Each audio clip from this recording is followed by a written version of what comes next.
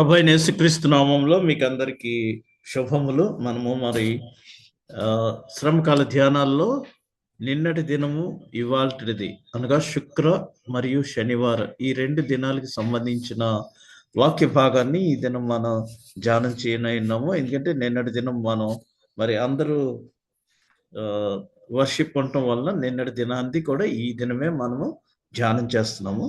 ఈ దినం యొక్క అంశం ఏంటంటే పతనావస్థ మరియు హెచ్చరిక. అంటే లోకము లేదా యెరూషలేము దేవాలయం ఏ విధంగా నశిస్తుంది, అదేవిధంగా హెచ్చరిక, రెండవ రాకడకు సంబంధించిన హెచ్చరికలు ప్రభు చెప్పి ఈ దినం మనం ధ్యానం చేయనున్నాము. అందుకు గాను 2 రాజులు 5వ అధ్యాయము 20 నుంచి 27 వచనాలు, మత్తయి సువార్త 23వ అధ్యాయము 34 నుంచి 39 వచనాలు, మరియు హెచ్చరికకి సంబంధించి 2వ రాజుల గ్రంథం 6వ అధ్యాయము 8 నుంచి 10 వచనాలు, అదేవిధంగా సువార్త వాక్య భాగం మత్తయి సువార్త 24వ అధ్యాయము 1 నుంచి 6 వచనాలు. ఇవి ఈ దినానికి 2 రోజులకి సంబంధించిన వాక్య భాగాలు. మనం ఈ 2 రోజులకి సంబంధించిన పాత నిబంధన వాక్యాన్ని మనం చూస్తే 2వ రాజుల గ్రంథం 5వ అధ్యాయం 20వ వచనం నుంచి ప్రారంభం చేస్తే, అంతట దైవజనుడైన ఎలీషాకు సేవకుడగు గెహాజీ సిరియనుడైన ఈ నయమాను తీసుకొని వచ్చిన వాటిని అంగీకరించుటకు నా యజమానునికి మనస్సు లేకపోయెను గాని యెహోవా జీవము తోడు నేను పరిగెత్తుకొని పోయి అతని కలుసుకొని అతని యొద్ద ఏమైనాను తీసుకొందుననుకొని నయమానును కలుసుకొనుటకై పోవుచుండగా, నయమాను తన వెనుక నుండి పరుగున వచ్చుచున్న వానిని చూచి తన రథము మీద నుండి దిగి వానిని ఎదుర్కొని క్షేమమా అని అడిగాను. అతడు క్షేమమే అని చెప్పి, నా యజమానుడు నా చేత వర్తమానము పంపి ప్రవక్తల శిష్యుల్లో 2 యవ్వనుల ఎఫ్రాయిము మన్యము నుండి నా యొద్దకు ఇప్పుడే వచ్చిరి గనుక నీవు వారి కొరకు 2 మణుగుల వెండియు 2 దుస్తుల బట్టలను దయచేయమని సెలవిచ్చుచున్నాడనెను. అందుకు నయమాను, నీకు అనుకూలమైతే రెట్టింపు పని వారిలో 2 మీద వాటిని వేయగా వారు గెహాజీ ముందర వాటిని మోసుకొని పోయిరి.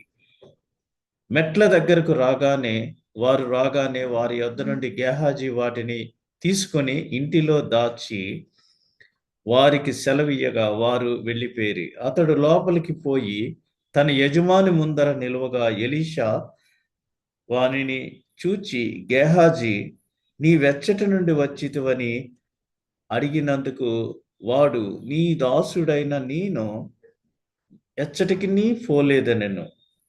అంతటి ఎలీషా వానితో, ఆ మనుష్యుడు తన రథమును దిగి నిన్ను ఎదుర్కొనుటకు తిరిగి వచ్చినప్పుడు నా మనస్సు నీతో కూడా రాలేదా?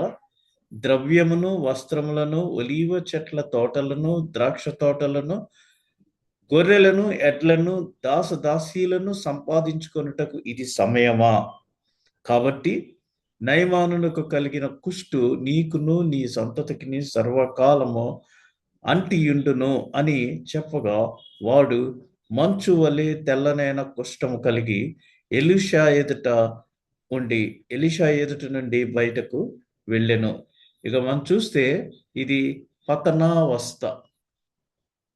ఇక్కడ చూశారు కదా, ఈ పేరాశ అంటే దైవజనుడైన ఎలీషా వద్దన్నది మనం ఎందుకు కాదనుకోకూడదు అని పేరాశ కొద్దీ తీసుకొని అబద్ధం చెప్పి అనవసరమైన పతనావస్థలోకి ఇతడు వెళ్ళి ఆ కుష్టు రోగాన్ని, నయమానుకున్న కుష్టు రోగం ఏమో నయమైపోయింది, అదే కుష్టు రోగం నీకును నీ సంతతికి సర్వకాలం అంటియుండునని చెప్పగా వాడు మంచు వలె తెల్లనైన కుష్ఠం కలిగి ఎలీషా ఎదుట నుండి బయటకు వెళ్ళను. It is a warning for all of అస్.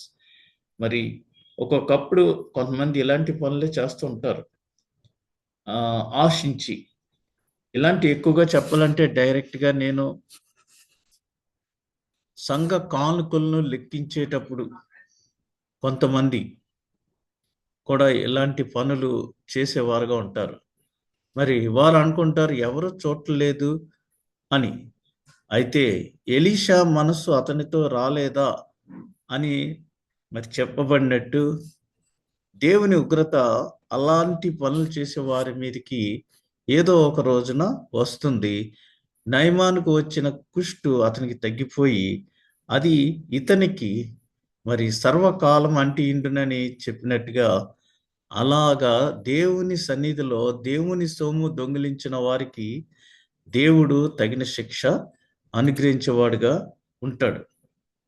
రెండవ వాక్య భాగంగా సిరియా రాజు ఇశ్రాయేలుతో యుద్ధము చేయవలనని కోరి తన సేవకులతో ఆలోచన చేసి ఫలాని స్థలమందు మన దండు పేట ఉంచుదనని చెప్పాను. సిరియా రాజు ఇశ్రాయేలుతో యుద్ధము చేయవలనని.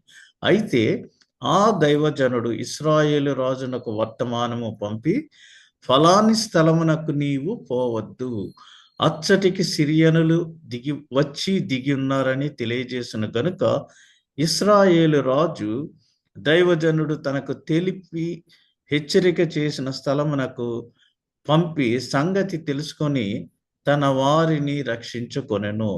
ఇలాగున మాటి మాటికి జరుగుచు వచ్చినను. ఈ విషయంలో మనం చూస్తే ఈ దినమునకై మరి చెప్పబడిన మరి ఒక వాక్య భాగం ఏంటంటే హెచ్చరిక. ఒకటేమో పతనావస్థ, రెండవది హెచ్చరిక. ఎప్పుడైనా హెచ్చరిక జారీ చేసినప్పుడు, సైరన్ ఇచ్చినప్పుడు మనము ఆ ప్రాంతాలకి లేదా బయట తిరగకూడదు. ఇక్కడ సిరియా రాజు ఇశ్రాయేలుతో యుద్ధం చేయాలని వచ్చినప్పుడు మరి ఫలానా స్థలంలో తన ఆ దండును అంతటిని ఉంచుతాడు అని అతడు అక్కడ అనుకున్నప్పుడు మరి దైవజనుడు ఇశ్రాయేలు రాజునకు వర్తమానం పంపి నువ్వు అక్కడికి పోవద్దు అని హెచ్చరించాడు. ఆ హెచ్చరికను మరి తెలుసుకున్న ఇశ్రాయేలు రాజు ఆ స్థలమునకు పంపి సంగతి తెలుసుకుని తన వారిని రక్షించుకొనెను. కాబట్టి దేవుడు మనకు హెచ్చరిక జారీ చేస్తున్నాడు. మీరు రక్షణ కాలము అతి తక్కువగా ఉంది, రెండవ రాకడ ఎప్పుడైనా రావచ్చును అని హెచ్చరిక చేసినప్పుడు మనము తగిన విధముగా మరి ఆయన హెచ్చరికను గమనించి సేఫ్ జోన్కు వెళ్ళవలను. అనగా ఆయన నామమందు విశ్వాసం ఉంచి రక్షణలో ఉన్నప్పుడు మరి మనము నిత్యజీవం పొందుకునే అవకాశం ఉంటుంది. కాబట్టి మరి దేవుడు మనకు హెచ్చరించిన ఆ హెచ్చరికను మనము రైట్ వేలో యాక్సెప్ట్ చేసి ఇక్కడ ఆ ఇశ్రాయేలు రాజు దైవజనుడు తనకు తెలిపిన హెచ్చరిక చేసిన స్థలమునకు పంపి సంగతి తెలుసుకొని తన వారిని రక్షించుకున్నాను. కాబట్టి క్రైస్తవులంగా మనము అనేకమైన హెచ్చరికలు దేవుడు మనకు జారీ చేస్తున్నాడు.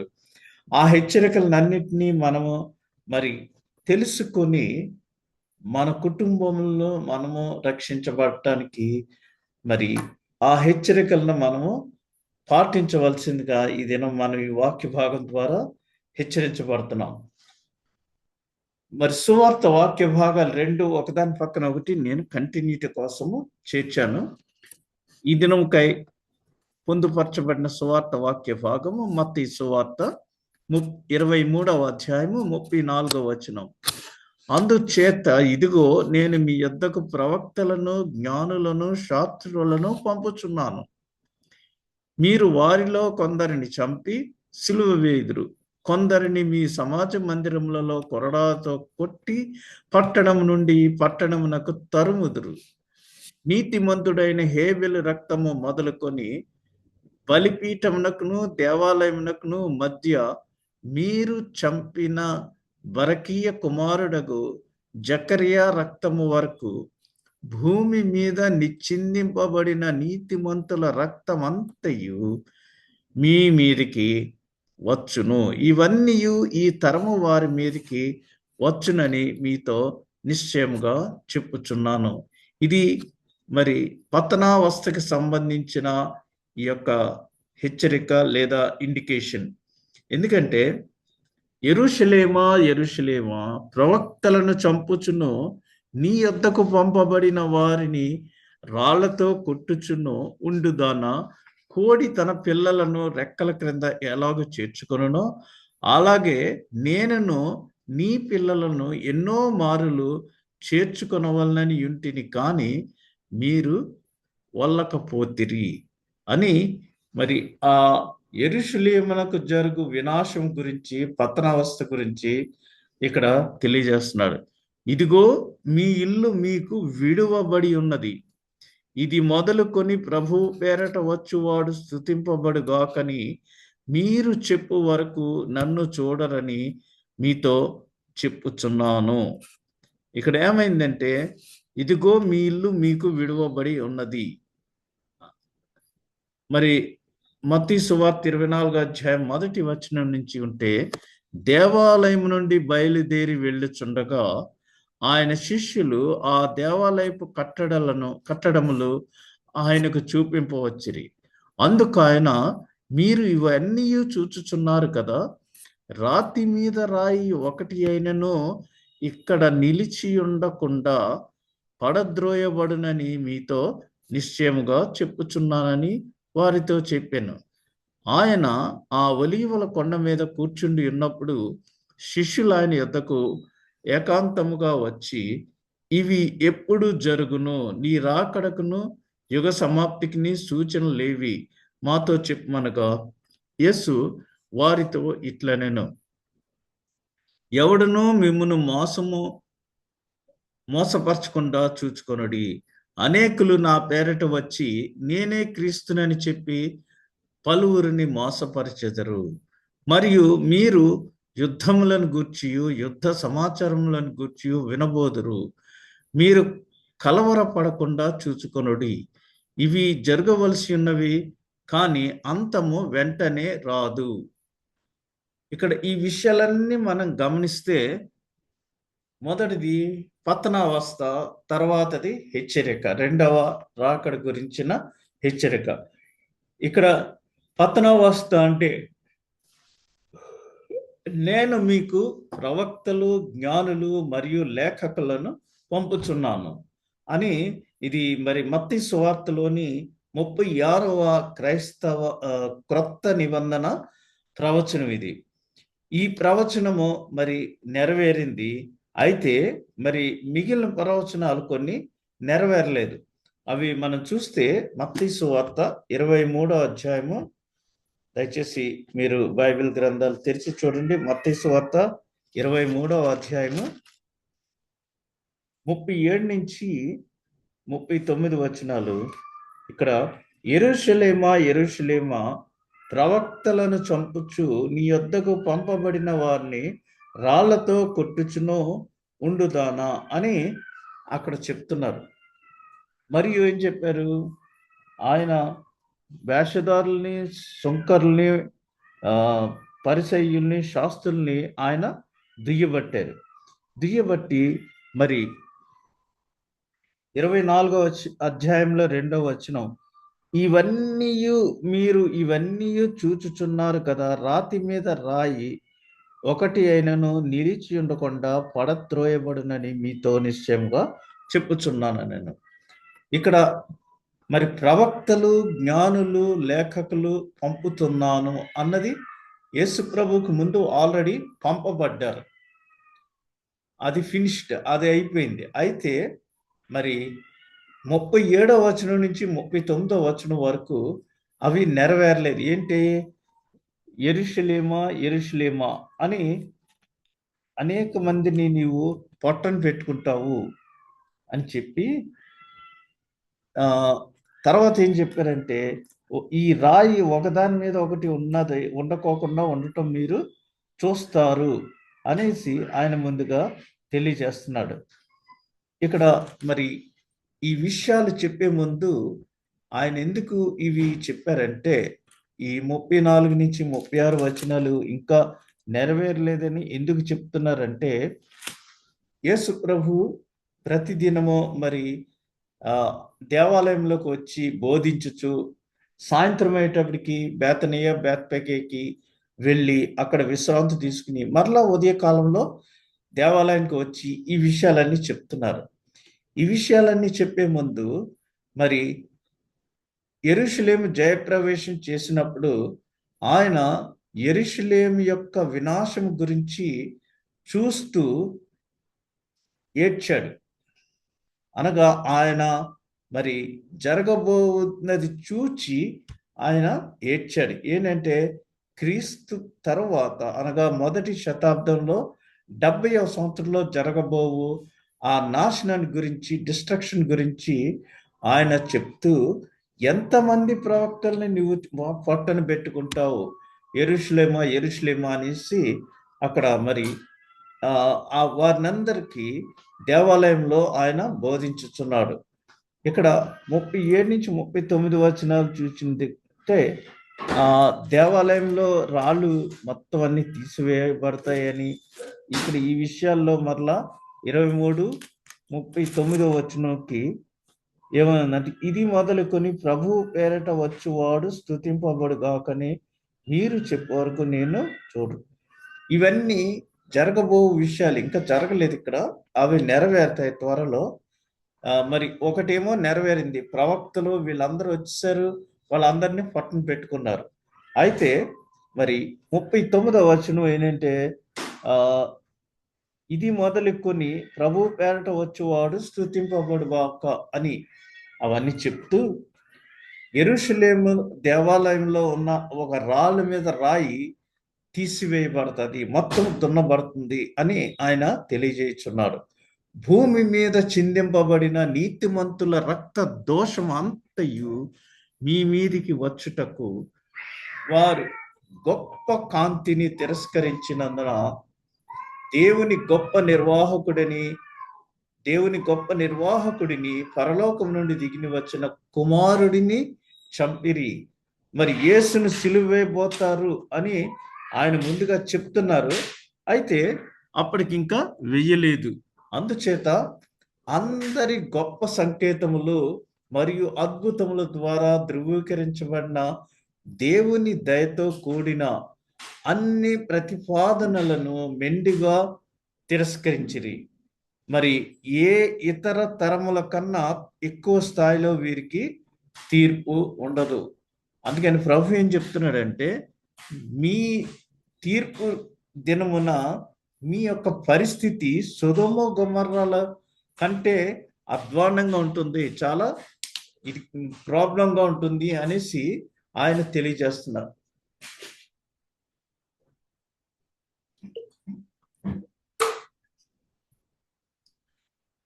ఇల్లు మరియు ఆలయము నిర్జనమైపోవుట, 2 నాశనమగును మరియు 2 పునరుద్ధరించబడును. దానియేలు 69వ వారం చివరిలో ఇశ్రాయేలు అధికారికంగా ఇక్కడ ఒక దేశంగా తీసివేయబడినది, మరియు దానియేలు 70వ వారం వరకు వ్యవహరించదు. ఇక్కడ ఒక్కొక్క వారం అంటే మరి దానికి డ్రాయింగ్స్ లో స్కేలింగ్ ఎలా ఉంటుందో 1:100, 1:1000 అని ఆ విధంగా ఈ దానియేలు తన యొక్క స్వప్నంలో, డ్రీమ్స్ లో, తనకు కలిగిన దర్శనంలో ఒక్కొక్క వారం గురించి ఇక్కడ వివరంగా తెలియజేశాడు. ఇది మనకి తెలిసింది కాబట్టి అతడు ఒక వారము వరకు అనేకులకు నిబంధనను స్థిరపరచును. ఇక్కడ 2 నాశనం అవుతాయి అంటే మరి యేసు ప్రభు జయప్రవేశం చేసిన తర్వాత యెరూషలేము దేవాలయంలోకి వెళ్ళి అక్కడ నా తండ్రిని ఇంటిని మీరు వ్యాపారపు టిల్లుగా చేశారు, బయటకు పొండి, మీరు ఇక్కడి నుంచి వెళ్ళిపోండి అని వారిని అందరినీ తీసివేసి, ఇక మీదట ఇది మీ ఇల్లు కాదు అని వారిని అందరినీ బయటికి నెట్టేశాడు. అనగా ఆ ఇల్లు, అది ఏదైతే హౌస్ ఆఫ్ ప్రేయర్ అనగా నా తండ్రి ఇల్లు ప్రార్థనా మందిరం అనబడును అన్న ఆ ఇంట్లోంచి వారిని అందరినీ వెళ్ళగొట్టేశాడు. వెళ్ళగొట్టేసిన తర్వాత ఆ దేవాలయము కంప్లీట్గా మరి పతనమైపోవటం, ఇవన్నీ ఆయన ముందుగా తెలియజేస్తున్నాడు. ఇక్కడ మరి దేవాలయంలోంచి ఆయన వారిని అందరినీ పంపించినప్పుడు అక్కడ ఆత్మీయ అర్థం ఏంటంటే, ఇక్కడ మీకు స్థలము లేదు, you are unfit to stay here అని చెప్తూ వారిని అందరినీ బయటికి పొండి అని పంపించేసినప్పుడు, మరి ఆ దేవాలయం అంతా శుభ్రం చేసి ఆయన వారిని అందరినీ బయటికి పంపించాడు. అనగా అంతకుముందు ఏ యొక్క ఈద్ అంటే మరి పస్కా పండుగ జరిగిన, పెంతెకోస్తు పండుగ జరిగిన, సుమారుగా 28 దేశాల్లో నివసిస్తున్న యూదులు యెరూషలేం దేవాలయానికి వచ్చి ఆరాధించుకునేవారు. అయితే ఇప్పుడు మరి మీరందరూ బయటికి పొండి అన్నప్పుడు ఆ తదుపరి ఆయన విషయంలో నెరవేరింది ఏంటంటే, మరి ఆయనను వారు సిలువ వేసి మరి మరణించటానికి కారకులయ్యారు. ఇక్కడ చూశారు కదా మీరు, దేవుని గొప్ప నిర్వాహకుడిని, పరలోకం నుండి దిగి వచ్చిన కుమారుడిని చంపిరి. కాబట్టి ఆయన చావుకు వారు కారణం అవుతున్నారు. కాబట్టి మీరు స్టేట్లెస్ అవుతారు, అనగా ఈ దేశం అంతటా మీరు వ్యాపించిపోతారు, బయటకు విస్తరిస్తారు అని చెప్పినప్పుడు యూదులు ప్రపంచం అంతా కూడా చెదిరిపోయారు. They became stateless people. ఆ విధంగా మరి వారు ఆ దినాల్లో కొంతమంది కేరళ ప్రాంతానికి వచ్చి, అక్కడి నుంచి గుంటూరు కూడా కొంతమంది వచ్చి ఇప్పటి వరకు కూడా వారు అదే విధంగా నివసించుతున్నారు. అందుకోసం మరి ఇజ్రాయెల్ దేశం వారి యొక్క కాన్స్టిట్యూషన్లో భారతదేశానికి మేము వీఆర్ థ్యాంక్ఫుల్ టు ఇండియా, ఎందుకంటే అనేక దేశాలు వారు వ్యాపించినప్పుడు వారిని రానివ్వలేదు, చిత్రహింసలు పెట్టారు. అయితే భారతదేశం మాత్రం వారిని చక్కగా ఆదరించిందని వారి కృతజ్ఞత ఆ యొక్క కాన్స్టిట్యూషన్లో వ్రాసి మనకు తెలియజేయుచున్నారు. ఇక్కడ దానియేలు ఒక వారం వరకు అనేకులకు నిబంధనను స్థిరపరచును. ఇక్కడ ఇల్లు ఆలయము నిర్జనమైపోవట అంటే ఇల్లు అనగా ఇంట్లోంచి వెళ్ళిపోమన్నాడు యేసు ప్రభు. ఎందుకని? వారు అక్కడ ఇంటిని వ్యాపారంగా చేస్తున్నారు వారి పాపముల వల్ల. 2, యోదయ మతము కొనసాగించే అన్ని అవకాశములను తొలగించటం, అనగా యోదయ మతం ఇక మీదట ఉండకోకుండా ఆ అవకాశాలన్నీ తీసివేయటం. 3, ధర్మశాస్త్రము చేయబడినదని నిశ్చయముగా నిరూపించుటకు పాత యూదుల ఆర్థిక వ్యవస్థ అంతము చేయబడినది మరియు క్రైస్తవ ధర్మ వ్యవస్థ ప్రవేశపెట్టబడినది. అనగా యేసు ప్రభు శిలువలో మరణించడం వలన ధర్మశాస్త్ర సంబంధమైన శిక్ష నుంచి మనమందరము తప్పించబడ్డాము. మరి క్రైస్తవ ధర్మ వ్యవస్థ అనగా by grace, by God's grace, ఆయన యొక్క ఉచితమైన కృప వలన ఆయన మనస్థానంలో ఉండి తాను మరి తప్పు చేసిన వాడుగా శిక్ష పొందుట ద్వారా ఆయన పొందిన దెబ్బల చేత, ఆయన పొందిన శ్రమల వల్ల మనం అందరము రక్షించబడుతున్నాము. అది ఇక్కడ క్రైస్తవ ధర్మ వ్యవస్థ ప్రవేశపెట్టబడినది. అది మరి ఇక్కడ జరిగిన సన్నివేశముల తర్వాత జరిగింది కాబట్టి తర్వాత ప్రవేశపెట్టబడినది అని మనం ఇక్కడ తెలియజేస్తున్నాం. ఇది యెరూషలేము దేవాలయము ఆ ఒలీవల కొండ మీద నుంచి ఉండే దృశ్యం. ఇది కనిపిస్తుంది కదా, ఇది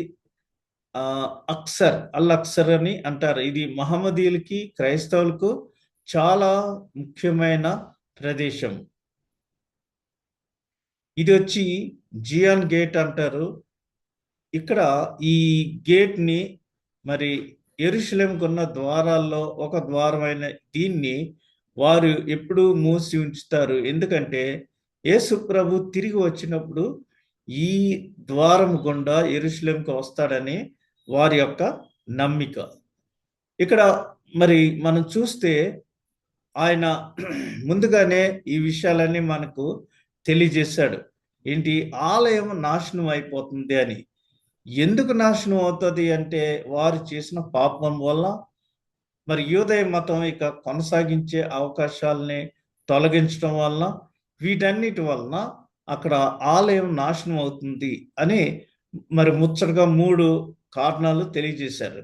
ఇక్కడ మరి 6వ వచనం వచ్చేటప్పటికి మొదటి 2 వచనములు యేసు ఆలయ నాశనం గురించి ముందుగా చెప్పటం, 3-6 వచనాలు యుగాంతమునకు సంబంధించిన సూచనలు. కాబట్టి యేసు ప్రభు ప్రతి దినము కూడా పగటి యందు దేవాలయంలో బోధించుచు, రాత్రి వేళ ఒలీవల కొండకు వెళ్ళుచు కాలము గడుపుచు ఉండెను. ఈ విధంగా కంటిన్యూ చేస్తున్నాడు డైలీ. అప్పుడు మరి ఏమైందో చూద్దాం. ఆయన ఒలీవల కొండ మీద కూర్చుండినప్పుడు శిష్యులు ఏకాంతముగా ఆయనను అడిగిరి. ఇప్పుడు ఇవన్నీ జరుగుతాయని చెప్తున్నావు కదా, ఇది ఎప్పుడు జరుగును? నీ రాకడకు యుగ సమాప్తికి సూచనలేంటి అని వారు యేసు ప్రభుని మరి అతి సన్నిహితంగా అక్కడ కూర్చుని కొండ మీద అడిగినప్పుడు మరి ఆయన ఏం చెప్తున్నారంటే, ఇది మత్తయి సువార్తలోని 142వ అంశము. మరి మత్తయి సువార్తలో కూడా 24వ అధ్యాయము 3వ వచనంలో వ్రాయబడి ఉంది అని మరి ఆయన యెరూషలేముకు జరగబోయే వినాశనం గురించి ముందుగా వారికి హెచ్చరించుతున్నాడు. అదేంటంటే 70వ సంవత్సరం క్రీస్తు శకం అప్పుడు జరగబోయే వినాశనం. అందుకనే కొన్ని నెరవేరినవి ఆయన ఉండగానే నెరవేరవలసినవి కొన్ని ఉన్నాయి. అది క్రీస్తు తర్వాత 70వ సంవత్సరంలో నెరవేరింది. ఏంటంటే అది కొత్త నిబంధన ప్రవచనము మరియు రోమియులు చేయబోవు యెరూషలేము నాశనం గురించిన మరి ప్రవచనం. ఇది దానియేలు గ్రంథం 9వ అధ్యాయం 26వ వచనంలోను, లూకా సువార్తలోను మరి చెప్పబడింది. దానియేలు గ్రంథం 9వ అధ్యాయము 26వ వచనం, ఈ 62 వారములు జరిగిన పిమ్మట ఏమీయూ లేకుండా అభిషక్తుడు నిర్మూలము చేయబడును. వచ్చునట్టి రాజు యొక్క ప్రజలు పవిత్ర పట్టణమును పరిశుద్ధ ఆలయమును నశింపచేయుదురు. వాని అంతము హఠాత్తుగా వచ్చును. వాని అంతము హఠాత్తుగా వచ్చును మరియు యుద్ధ కాలాంతము వరకు నాశనము జరుగునని నిర్ణయింపబడిను అని మరి ఇక్కడ ఇది వాక్యంలో తెలియజేయబడుతుంది. ఇక్కడ మనం చూస్తే ఈ వినాశనం గురించి చెప్తున్నారు, హెచ్చరిక చేస్తున్నారు. యెరూషలేం దేవాలయాన్ని మరి వారు పాడు చేస్తారు అని చెప్పినప్పుడు, మీరు ఒక రాయి మీద ఒక రాయి ఉండటం ఇక మీదట చూడరు అని ముందుగానే ఆయన తెలియజేశారు. ఇక్కడ యెరూషలేం కట్టడలు, రాళ్ళ కొలతలు తీసుకుంటే యెరూషలేం దేవాలయం కట్టిన స్టోను 94 అడుగులు పొడుగు, మరి వెడల్పు వచ్చి 13 అడుగులు, ఎత్తు 52 అడుగులు ఉన్నది. ఈ రాళ్ళ సైజు అనగా మరి 94 అడుగులు అంటే సుమారుగా మరి 10 అడుగుల వరకు వస్తుంది సుమారుగా. ఎందుకంటే మీరు అది లెక్క వేసుకుంటే 10 అడుగులు అలా 8 మీటర్ల వరకు అది పొడుగు ఉంటుంది. అంత పొడుగ్గా ఉన్న రాళ్ళని ఈ కట్టడల వినాశనమును గూర్చి పాత నిబంధనలో ముందుగానే మీకా ద్వారా ప్రవచించబడింది. ఏమని రాస్తుందంటే మీకా 3వ అధ్యాయం 12వ వచనంలో, కాబట్టి చేను దున్నబడినట్లు మిమ్మును బట్టి నేను సియోను దున్నబడును, యెరూషలేము రాళ్ళ కుప్పలగును, మందిరముననున్న పర్వతము అరణ్యములోని ఉన్నత స్థలముల వలె అగును అని మరి ఇక్కడ వ్రాయబడి ఉంది. నెంబర్ 1 ఏంటంటే యెరూషలేములో రాళ్ళు కుప్పలగును, మందిరమున్న పర్వతము అరణ్యములోని ఉన్నత స్థలముల వలె అగును అని, మిమ్మును సియోను దున్నపట్టును, మిమ్మును బట్టి సియోను దున్నబడును, ప్లౌడ్ ప్లవ్వింగ్ అంటాం, అంటే దున్నటం. ఆ విధంగా మీరు దున్నబడతారు అని మరి పాత నిబంధనలు ముందుగానే మీకా ప్రవచించింది ఇక్కడ గుర్తు చేశారు. కాబట్టి యెరూషలేం కట్టడాలన్నీ కూల్చబడతాయి అని ఎందుకు చెప్పారంటే, క్రీస్తు శకం 70వ సంవత్సరంలో రోమా చక్రవర్తి మరి ఆ పట్టణంపై దాడి చేసి యెరూషలేం దేవాలయాన్ని అగ్నితో కాల్చివేశాడు. అప్పుడు టైటస్ చక్రవర్తి ఇతను ఆ యెరూషలేం దేవాలయంలో ఉన్న మరి బంగారు ఐటమ్స్ కొన్ని ఆ మంటలో కరిగిపోయి, ఆ కరిగిన బంగారము ఈ రాళ్ళు ఒకదానిపై ఒకటి పేర్చి ఉండటం వల్ల ఆ సందుల్లోకి దూరిపోయింది. దూరిపోయినప్పుడు ఆ బంగారాన్ని దోచుకోవటం కొరకు వీళ్ళు మరి అంత పొడుగ్గా ఉండే రాళ్ళు అవన్నీ పీకేసి ఆ మధ్యనున్న ఆ బంగారాన్ని తీసుకుంటాం కోసం అన్ని రాళ్ళు మరి వారు తొలగించారు. అందుకనే యెరూషలేం నాశనం ఎప్పుడు జరుగును అని అక్కడ చెప్పబడినప్పుడు, ఎప్పుడు జరుగుతుంది అని శిష్యులు ఆయన్ని ఏకాంతంగా ఒలీవల కొండ మీద కూర్చుని అడిగినప్పుడు, అది లూకా సువార్త 21వ అధ్యాయము 12-24 వచనాల మధ్య జరుగుతుంది. అంటే నీ రాకడికి సూచనలు ఏంటి అని అడిగారు. అది కూడా మరి మత్తయి సువార్తలో తెలియజేయబడింది. నీ రాకడ వచ్చినప్పుడు ఏమి జరుగును, ఆ రాకడ సమయంలో ఏం జరుగును అని వీరు ఈ విషయాలన్నీ ఆయనను అడుగుచున్నారు. ఆయన రాకడకు, రెండవ రాకడకు సూచనలు ఏంటి అని మనం ఒకసారి చూస్తే, మరి మనకు అందరికీ ఈ విషయాలన్నీ తెలుసు. మోసాలు, నయవంచాలు, మోసములు, నయవంచనలు, ఇవన్నీ మత్తయి సువార్త 24వ అధ్యాయము 15వ వచనంలో ఉంది. అంతేకాకుండా అబద్ధపు క్రీస్తులు, క్రీస్తును పోలి ఉండే క్రీస్తులు, అబద్ధపు క్రీస్తులు వచ్చి మరి వారు ప్రజల్ని తప్పుదారి పట్టించేవారుగా ఉంటారు. అదేవిధంగా యుద్ధములు మరియు యుద్ధపు కారులు, ఇది ఫాల్స్ గా ఉండే డమ్మీ, యూట్యూబ్లో డమ్మీ ఇన్ఫర్మేషన్ మన అందరికీ చెప్పి మరి మనల్ని ఆందోళనకారులుగా చేస్తున్నారు. అంతేకాకుండా కరువులు, ఈ సమయాల్లో మరి యేసు ప్రభు రాకడకు ముందు ఫెమిని అంటే కరువు సంభవించింది. మనకి భారతదేశంలో 1800 చిల్లర్లో ఈ కరువు సంభవించినప్పుడు అనేక మంది ఆకలి దప్పులతో మరణించినట్టుగా మనం చూడవచ్చు. అంటితే అంటుకొను రోగములు,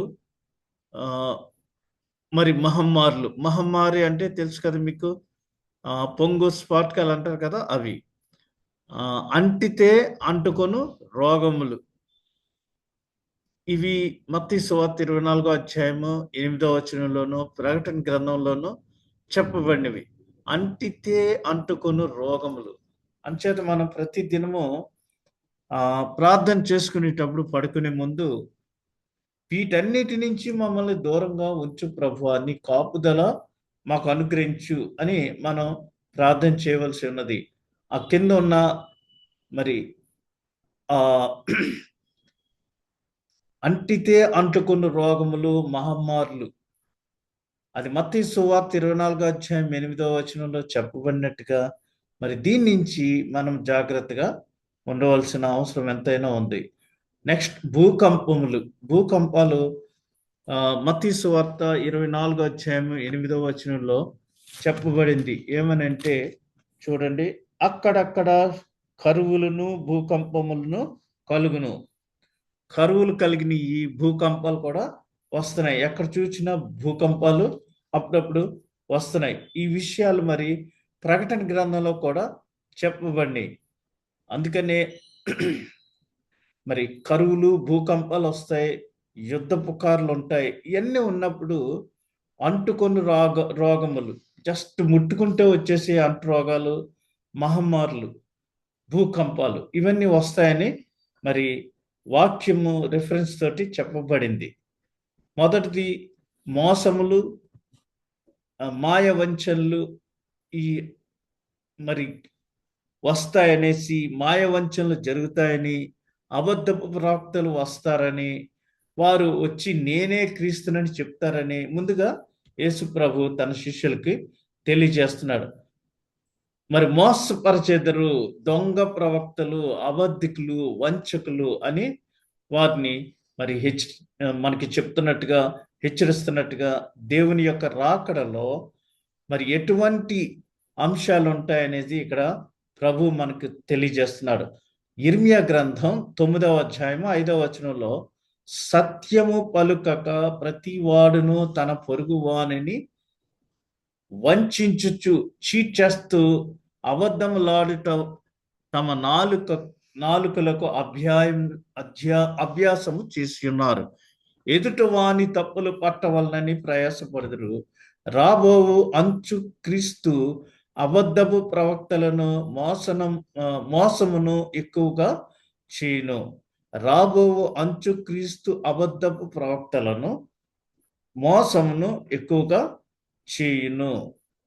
అందుకని ప్రపంచము దానికి సిద్ధంగా ఉండి వాటినన్నిటినీ ఎదుర్కొనటానికి ఎదురు చూచుచు అక్కడ వారు ఏం చెప్తున్నారో అది వింటూ మరి నమ్మటానికి ఇష్టపడి ఉన్నాం మనం. ఎందుకంటే మనము మరి అన్ని ప్రదేశాలకి లేదా ఈ సిచ్యువేషన్స్ అన్నిటికీ మనము తగినట్టుగా ఎదుర్కొనటానికి సిద్ధపడి ఉండాలనేసి, అంతే వారు ఏం సెలవిస్తున్నారో, ఇక్కడ ప్రభు ఏం సెలవిస్తున్నాడో అవన్నీ నమ్ముటకు ఇష్టపడి మనము ఉండవలసిన వారమై ఉన్నాము.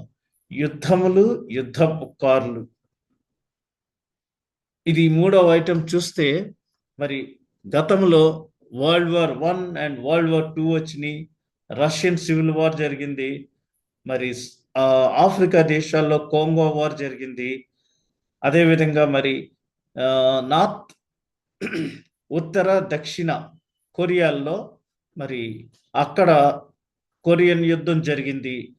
అదే సమయం ఆ తదుపరి మరి వియత్నాం వార్ జరిగింది.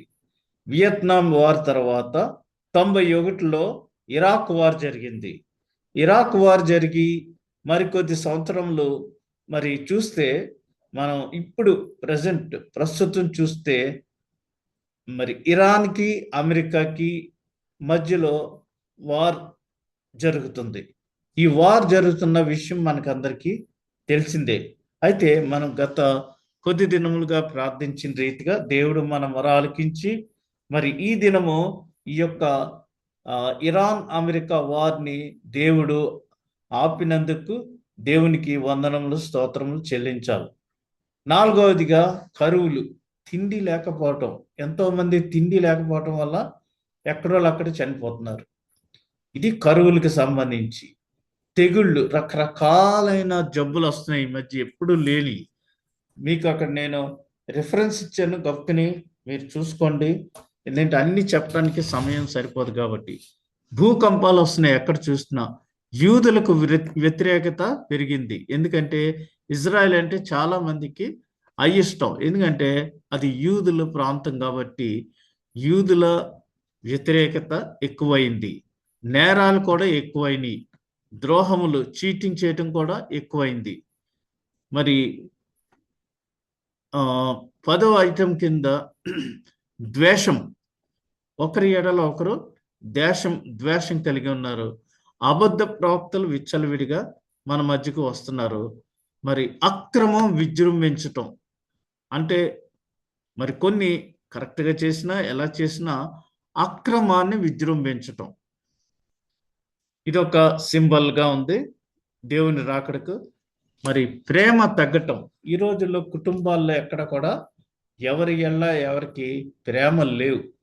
అది ఏదో జస్ట్ ఆర్టిఫిషియల్గా జరుగుతున్న, వారు చూపుతున్న ప్రేమ, అంతేగాని ప్రేమ మరి ఇంకా ఎవరి మధ్య లేదు. అందుకని యేసు ప్రభు ఏం చెప్పాడంటే, నేను మిమ్మల్ని ప్రేమించిన ప్రకారము మీరును ఒకరినొకరు మరి ప్రేమించుకోవాలి అని చెప్తే, మనమేమో ప్రేమ తగ్గిపోయింది, ప్రేమ లేదు అని మనం కంక్లూడ్ చేసుకుంటున్నాము.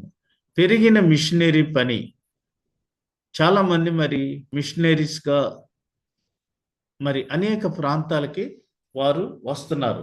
అనగా మిషనరీ వర్క్ బాగా డెవలప్ అయింది. ఎందుకని అంటే మరి సాంకేతిక యుగంలో సాంకేతిక జ్ఞానంతో పాటు మరి మిషనరీస్ అన్ని ప్రాంతాలకు వెళ్ళి సువార్త ప్రకటించుతున్నారు.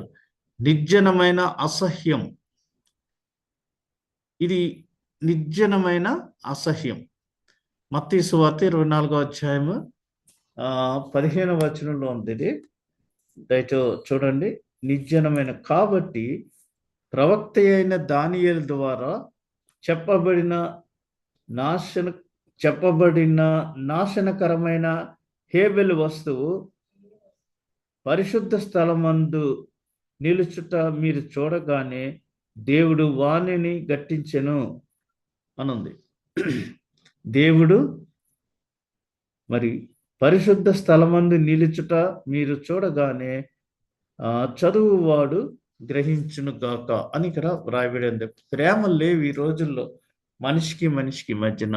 మరి పెరిగిన మిషనరీ వర్క్కి సంబంధించి మరి అది కూడా ఒక ఇండికేషన్, పెరుగుతున్న మిషనరీ పని. 15వది నిర్జనమైన అసహ్యం. 16వది యూదయలో క్రొత్త యూదు జాతి వస్తుంది. ఇంకొక రకమైన మిక్స్డ్ యూదా జాతి వస్తుంది. 17 ఐటమ్ ఏంటంటే క్రొత్త యూదుల ఆలయము. ఇంతవరకు అందరం ఇక్కడే అన్నీ చేస్తున్నాము. ఇప్పుడు మరి 17వ అంశం కింద క్రొత్త యూదుల ఆలయం, ఇది 24వ అధ్యాయము 15వ వచనంలో ఉంది. కాబట్టి ప్రవక్త అయిన దానియేలు ద్వారా చెప్పబడిన నాశనకరమైన హేయ వస్తువు పరిశుద్ధ స్థలమందు నిలుచుట మీరు చూడగానే చదువువాడు గ్రహించునుగాక అని ఇక్కడ మనకి తెలియజేయబడుతుంది. మరలా 3.5 సంవత్సరముల యొక్క గొప్ప శ్రమ, ఇది దానియేలు 12వ అధ్యాయం 1వ వచనంలో తెలియజేస్తున్నాడు. ఆ విధంగా మరి బలిదానాలు ఎన్నో అయిపోతుంటాయి, కుర్బానీ అయిపోతుంటాం అనగా ఒకరి మిస్టేక్ వలన మరి అది అందరికీ ఆ మిస్టేక్ ప్రాబ్లం తెలుస్తుంది. 20వ తారీఖు 21 అంశము, తారీఖు కాదు, 20వ అంశం ఏంటంటే యూదయ నుంచి యూదులు వెళ్ళిపోవట. ఇందాక చెప్పాను కదా, యూదులు ప్రపంచమంతా స్కాటర్ అయిపోతారు. అయితే యేసు ప్రభు వచ్చే ముందు తిరిగి వారి ఇండ్లకు తిరిగి వస్తారు అని మరి వాక్యంలో చెప్పబడుతుంది. అప్పుడు వారు మరి సెకండ్ వరల్డ్ వార్ అయిపోయిన తర్వాత తిరిగి రావటానికి మరి మేమే కదా నీకు ఆటం బాంబుని చేసిచ్చాము, మీరు సక్సెస్ఫుల్గా జయించారు, ఇప్పుడు మరి ఐక్యరాజ్య సమితిలో ఆధ్వర్యంలో మాకు మా దేశము వేరుగా కావాలి, జూయిష్ నేషన్ అని మరి వారు డిమాండ్ చేసినప్పుడు అప్పుడు ఇవన్నీ కూడా మరి రిలీజ్ చేయబడ్డాయి. అంతకుముందు మరి అటువంటి పరిస్థితులు లేవు ఎక్కడా కూడా. అయితే మరి యూదులు వారు ప్రపంచమంతా చెదిరిపోయారు. అయితే 1948వ సంవత్సరంలో ఇస్రాయేలు తిరిగి దేశముగా ఏర్పడింది. అప్పుడు నుంచి యూదులు తిరిగి వారి ఇండ్లకు వెళ్ళిపోతున్నారు. ఇది యేసు ప్రభు యొక్క రాకడకు ముందు జరిగే సూచన.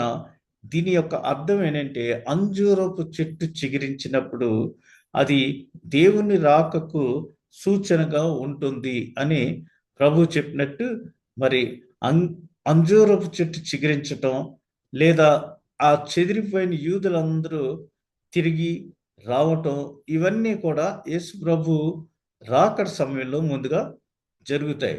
అంతేకాకుండా మరి పెరిగిన సాతాను శక్తులు, వాటన్నిటి కొరకు మరి వారు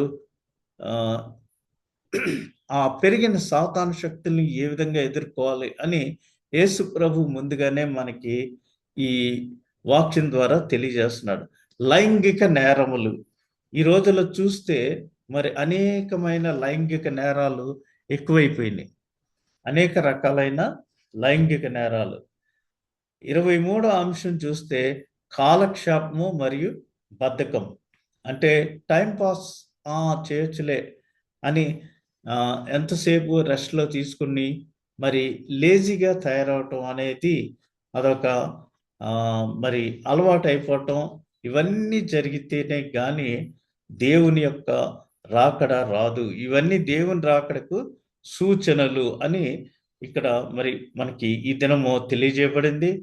ఈ 23 అంశాలు మీరు ధ్యానం చేయండి. మరి మొదట ఈ 23 అంశాలు మీరు ధ్యానం చేసుకొని, నేనిచ్చిన రిఫరెన్సులతోటి మీరు తర్వాత ఎప్పుడన్నా ధ్యానం చేసుకోండి. ఈ దినం మరి మనకి జరుగుతున్న ఈ సిట్యుయేషన్ గురించి ఉద్దేశించి మనకు హెచ్చరిక జారీ చేయబడింది. దుర్దశ లేదా మరి అక్కడ నయమాను తీసుకొచ్చిన కానుకలు తీసుకుంటానికి గేహాజీ ఎలా టెంప్ట్ అయ్యాడో మనం కూడా అలాగా కొన్ని కొన్ని పనులకి దేవుని సన్నిధిని విడిచిపెట్టి ఆ విధంగా మనము టెంప్ట్ అవుతూ ఉంటాం. అయితే దేవుని మనస్సు ఎప్పుడు మనతో ఉంటుంది. మరి మనల్ని గద్దిస్తారు కాబట్టి అటువంటి నేరాలు చేయకోకుండా మనము మరి మంచిగా ఉండాలి. మంచిగా ఉండి దేవుని కొరకు జీవించాలి.